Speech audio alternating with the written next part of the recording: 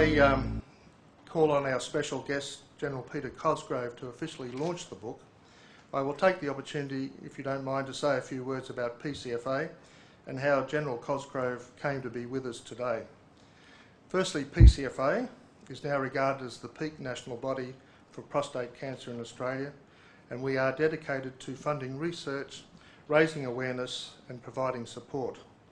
Supporting efforts like this are what we're all about. Now, how we got to speak with General Cosgrove. Not that he's hard to get hold of, but one of my best mates, Brian Hamilton, who's sitting up the back, served with General Cosgrove in Vietnam. And as you know, returned servicemen have a great trust and camaraderie with each other. This is the case with Brian and Peter. And when we decided we wanted to invite the General to be our special guest speaker to assist with the launch, I asked Brian to make the introduction, and the rest is history. Thanks, mate. It is therefore with great pleasure that we invite General Peter Cosgrove, AC, MC, retired, to the podium to launch this wonderful prostate cancer resource. Peter Cosgrove.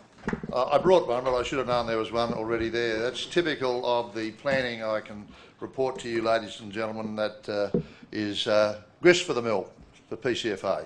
They're the most organised not-for-profit I've ever met. They're fantastic. I'm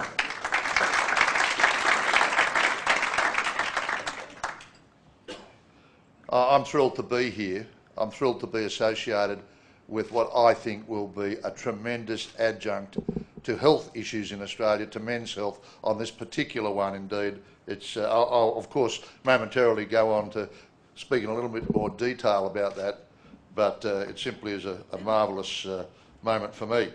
To David Malouf, Graham Johnson, David Sando, particularly to Andrew Giles and Wendy Farrow, all of you, thank you for your various parts in sponsoring and arranging today. I think what I see is it is an appropriately profile launch for this wonderful addition to a very important health issue. When I was approaching age 40, I happened to be in Canberra, that's where I was posted, and I was also promoted to the rank of Colonel. This is a magic age if you're an ambitious army officer, around 40, because around 40, if you've got what it takes, you get this promotion.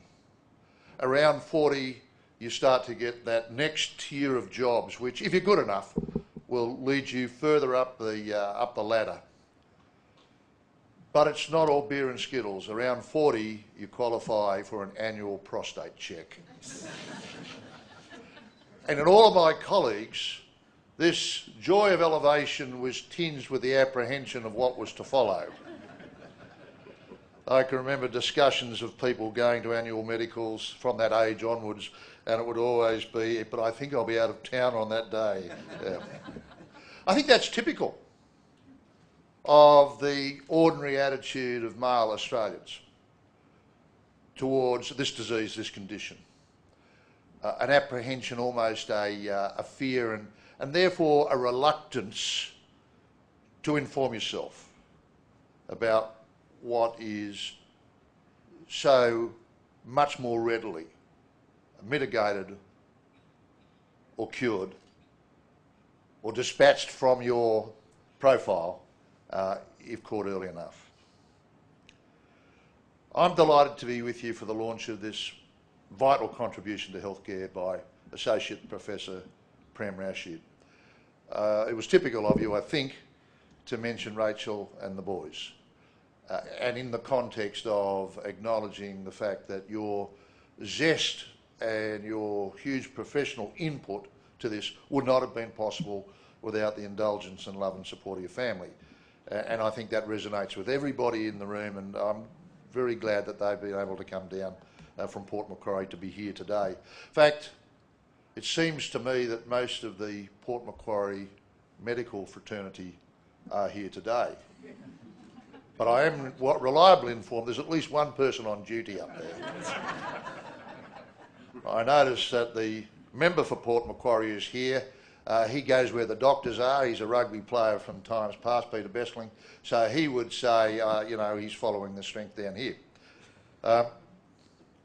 I suppose most of you will have seen that ad that's been on television recently. You know the one. It's a youngish woman who's just been told she's got lung cancer. And beyond her own instant terror and misery, she has to tell her own kids. Now, ads like that strike a chord with all of us, whether we've ever had a personal brush with cancer or not. It's a moral certainty that we know people who have been afflicted with cancer, some of whom who have survived, and not a few who've succumbed. As you heard Prem say, around 20,000 Australian men are diagnosed with prostate cancer each year, and over 3,000 die of it. Now that statistic will surprise many people. Maybe not as many in this audience, but out there, a lot of people would be really surprised at those two statistics, but particularly the latter. Yet for many of us, even operating with that sort of basic knowledge of the threat to our health and to our lives, it's true that many of us, not least Australian men, we tend to shy away from symptoms and the suggestion that maybe there's a problem in our general health which might be more sinister than not. We shy away from investigating those symptoms, even to the degree of ignoring the need to seek precautionary testing and diagnosis. To check is to know, and to know is to recognise the need to act and face reality. It's silly and irrational, isn't it?